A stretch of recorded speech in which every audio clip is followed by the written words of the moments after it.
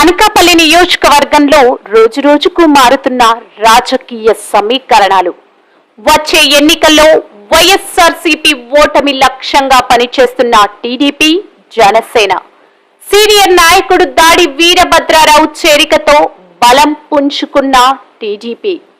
మాజీ ఎమ్మెల్యే పీలా గోవింద సత్యనారాయణ గడిచిన 4.5 సంవత్సరాలలో టీడీపీ క్యాడర్ను కాపాడుకోవడంలో సఫలీకృతమయ్యారని చెప్పాలి. మరోవైపు ఎమ్మెల్యేగా, మంత్రిగా, ఎమ్మెల్సీగా 40 సంవత్సరాల సుదీర్ఘ రాజకీయ అనుభవం, అనకాపల్లిలో సొంత క్యాడర్ కలిగి ఉన్న దాడి వీరభద్రారావు మళ్లీ టీడీపీలో చేరడం టీడీపీకి అదనపు బలం. గత 15 సంవత్సరాలుగా మారిన రాజకీయ సమీకరణలో భాగంగా కోల్పోయిన అనుచర గణాన్ని తిరిగి టీడీపీలోకి తీసుకువచ్చే పనిలో దాడికి నిమగ్నమయ్యారు. పొత్తులో భాగంగా అనకాపల్లి అసెంబ్లీ అభ్యర్థి జనసేనకు కేటాయిస్తారా లేదా టీడీపీకి కేటాయిస్తారా అన్నది ప్రస్తుతం నియోజకవర్గంలో హాట్ టాపిక్. మొన్నటి వరకు జనసేన నియోజకవర్గం పరచూరి భాస్కర్ రావు, టీడీపీ ఇన్ఛార్జ్ పీలా గోవింద సత్యనారాయణలు సీటు ఇద్దరిలో ఎవరికి కేటాయించినా ఒకరికి ఒకరు మద్దతు చేసుకుంటామని ప్రకటించారు. ఇప్పుడు కొత్తగా దాడి కుటుంబం టీడీపీలో చేరడంతో అనకాపల్లి టీడీపీలో అంతర్గత కలహాలు ఎక్కువ అవుతాయని కొంతమంది ఊహించారు. కానీ 3 రోజుల క్రితం దాడి వీరభద్రరావుతో పరచూరి భాస్కర్ రావు, పీలా గోవింద సత్యనారాయణలు సమావేశమయ్యారు. ఈ సమావేశం ద్వారా అంతర్గత కలహాలు లేకుండా సీటు ఎవరికి కేటాయించినా టీడీపీ, జనసేన గెలుపే లక్ష్యంగా పనిచేస్తామని సందేశాన్ని నియోజకవర్గంలో టీడీపీ, జనసేన వర్గాలకు వారు తెలియజేశారు.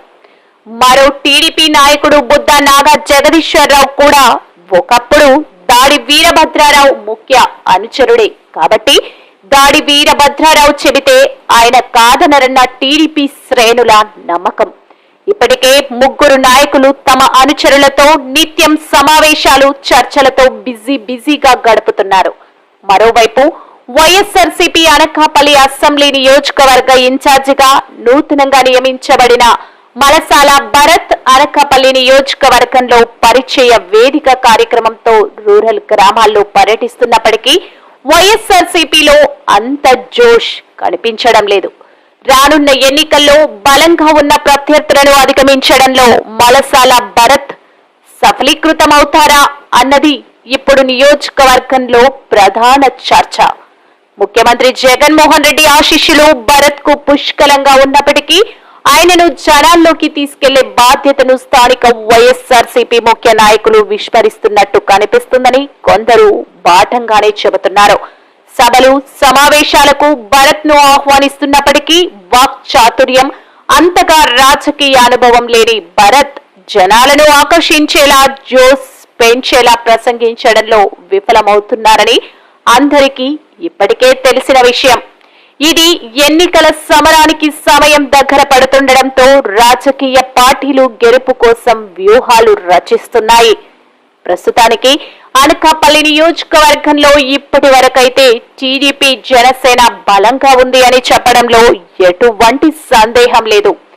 రానున్న రోజుల్లో వైఎస్ఆర్సీపీ పార్టీ వారి గెలుపులకు ఎటువంటి వ్యూహాలు రచిస్తారు అన్నది వేచి చూడాలి. Please subscribe our channel AP Power News.